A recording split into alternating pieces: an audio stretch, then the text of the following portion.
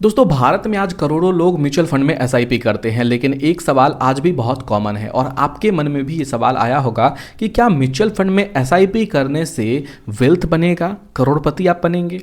चलिए इसी प्रश्नों का उत्तर हम लोग ढूंढते हैं पिछले 20 साल के म्यूचुअल फंड के हिस्टोरिकल डेटा में।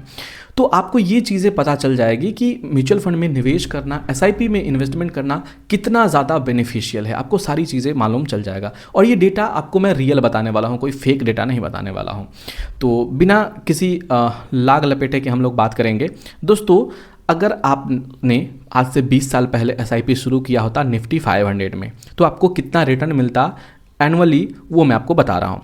पिछले 3 साल में आपको 10% का रिटर्न मिलता, आज से पिछले 3 साल में। पिछले 5 साल में आपको लगभग 12.5% का रिटर्न मिलता, पिछले 10 सालों में लगभग 14.5%, 15 साल में लगभग 14% और पिछले 20 साल में आपको लगभग 13% से थोड़ा ज़्यादा का आपको एनुअल रिटर्न मिलता। अब 13% सुनने में नॉर्मल लग सकता है, लेकिन लॉन्ग टर्म कंपाउंडिंग में यही रिटर्न वेल्थ क्रिएशन का रियल इंजन बनता है। दोस्तों मान लीजिए कि आज से 20 साल पहले जब आप एसआईपी करते हर महीने 5,000 रुपया, ठीक है। आप अपने हिसाब से अपना प्राइस रख सकते हैं, उसमें कोई बड़ी बात नहीं। मैं एक सिंपल डेटा की बात कर रहा हूँ। मान के चलिए कि आपने पिछले 20 साल पहले आप 5,000 रुपये हर महीने इन्वेस्टमेंट करते एसआईपी में, निफ्टी 500 के एसआईपी में। तो 20 साल में यानी कि आज आपका टोटल इन्वेस्टमेंट वैल्यू हो जाता है 12 लाख रुपया। लेकिन अगर एवरेज रिटर्न जैसा कि निफ्टी 500 में पिछले 20 सालों में दिया है एवरेज रिटर्न हर साल 13% का, तो आपका फाइनल कॉर्पस 50 लाख से ज़्यादा का होता, यानी आपका पैसा 4 गुना से ज़्यादा हो चुका रखता।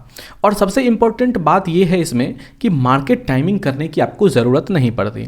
दोस्तों इसके अलावा कई इक्विटी म्यूचुअल फंड्स ने निफ्टी 500 से भी ज़्यादा एसआईपी रिटर्न्स दिए हैं पिछले 20 सालों में, खासकर flexi cap funds, large and mid cap funds. Mid cap funds ने कई केसेस में 17% से भी ज़्यादा का एसआईपी रिटर्न दिया है, लेकिन इसमें रिस्क और वॉलेटिलिटी ज़्यादा होती है। दोस्तों फ्लेक्सी कैप फंड्स ने कंसिस्टेंट परफॉर्मेंस दिया क्योंकि ये फंड्स मार्केट कंडीशन के हिसाब से एलोकेशन चेंज कर सकते हैं।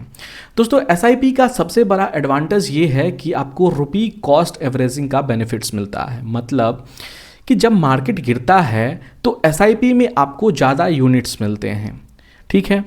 जब मार्केट हाई होता है तो एसआईपी में आपको कम यूनिट्स मिलते हैं और लॉन्ग टर्म में आपका एवरेज कॉस्ट काफ़ी कम हो जाता है। यानी कि जब आप एसआईपी कर रहे होते हैं और उस टाइम में मार्केट जितना गिरता है और आप जितना एसआईपी में इन्वेस्ट करते हैं तो आपका कॉस्ट उतना ही घटता जाता है। इसी को टेक्निकल टर्म में रुपी कॉस्ट एवरेजिंग बोलते हैं।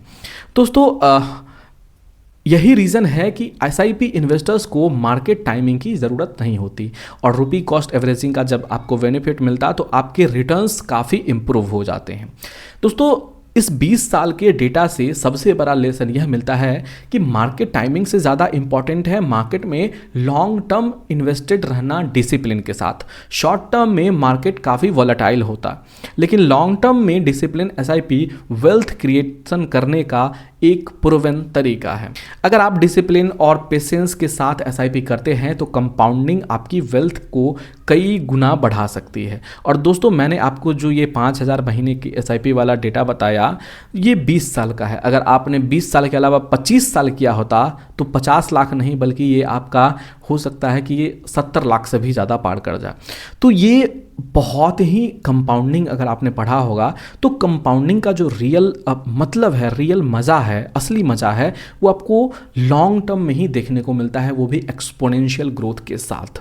अगर आप स्टॉक मार्केट, म्यूचुअल फंड्स और वेल्थ क्रिएशन के बारे में रियल और प्रैक्टिकल नॉलेज चाहते हैं तो हमारे चैनल गौतम ठाकुर को आप सब्सक्राइब कर लीजिए। इसी तरह के अपडेट्स हम इस चैनल पे डेली बेसिस पे लाते रहते हैं। वीडियो अच्छा लगा हो तो लाइक, शेयर और कमेंट बॉक्स में अपनी राय हमें जरूर दीजिए। हम आपसे मिलते हैं अगले वीडियो में अगले टॉपिक के साथ। जय हिंद।